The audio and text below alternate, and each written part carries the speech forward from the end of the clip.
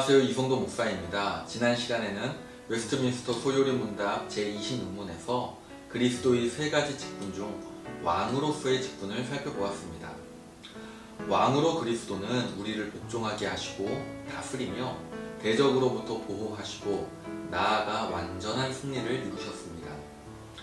웨스트민스터 소요리 문답은 제26문에서 그리스도의 삼중직, 즉 선지자, 제사장, 왕의 직분이 있음을 말합니다. 그리고 그 직분을 수행할 때에 두 가지 상태가 있음을 언급했습니다.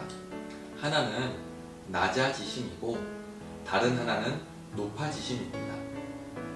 이 둘은 언급된 순서대로 논리적인 연결성을 갖고 있습니다. 쉽게 생각하면 시간의 흐름을 그대로 따르고 있는데요. 예수님은 먼저 낮아지시고 그 다음 높아지셨습니다.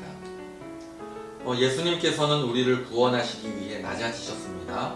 그것도 가장 낮은 자리에 임하셨습니다. 그래서 예수님의 낮아지심은 우리의 구원을 이루기 위한 사역입니다. 낮아지심이 예수님의 사역의 시작점으로 매우 중요한 것은 사실이지만 그것이 전부는 아닙니다. 그러면 웨스트민스터 소요리 문답은 어떻게 묻고 답하고 있는지 보도록 하겠습니다. 웨스트민스터 소요리 문답 제27문을 제가 읽어보겠습니다. 질문은 그리스도의 낮아지심이란 무엇을 말합니까? 답은 그리스도의 낮아지심은 그가 출생하시되 비천한 지위로 나신 것과 율법 아래 복종하시고 이 생에서의 비참함과 하나님의 진노와 십자가에서 저주의 죽음을 받으시고 장사되어 얼마 동안 죽음의 권세 아래 거하신 것입니다. 그리스도의 낮아지심에 대해 27문은 5가지 단계로 설명하고 있습니다. 그 첫 번째는 성육신으로 시작합니다. 창조주 하나님께서 스스로 피조물이 되셨습니다. 그런데 왜 많은 이들이 예수님의 성육신에 큰 감동을 받지 못할까요? 아마도 예수님이 하나님으로서 가지셨던 영광에 대해 이해가 없기 때문일 것입니다. 우리는 본래 인간이기 때문에 사람으로 태어난 자체가 자연스럽고 당연하고 영광스러운 일이지만 예수님께서 인간이 되신 것은 우리가 상상할 수도 없을 정도로 스스로를 낮추신 사건임을 기억해야 합니다. 그런데 이를 넘어서서 예수님은 비천한 지위로 오셨습니다.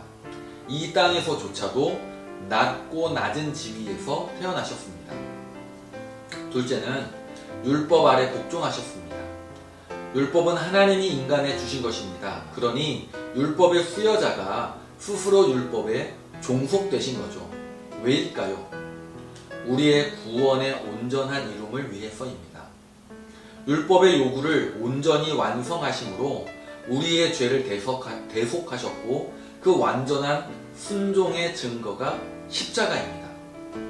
셋째는 우리와 동일한 비참한 상태를 경험하셨습니다. 배고픔, 슬픔, 고통, 가난, 탈진 등 인간이 겪는 모든 인고의 상태, 태어나 성장하고 쇠약해져가는 연약함 모두를 몸소 체휼하셨으며 그 고통의 정점은 십자가에서 나타납니다.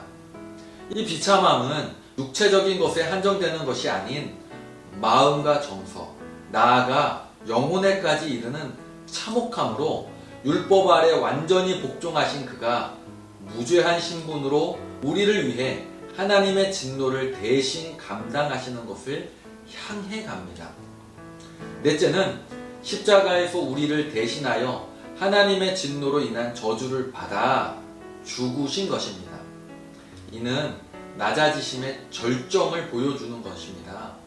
그리고 십자가 죽으심의 사역을 성취하심으로 우리는 생명의 길을 은혜로 소유하게 되었습니다. 그래서 십자가는 하나님께서 우리에 대한 자기의 사랑을 확증하신 사건입니다.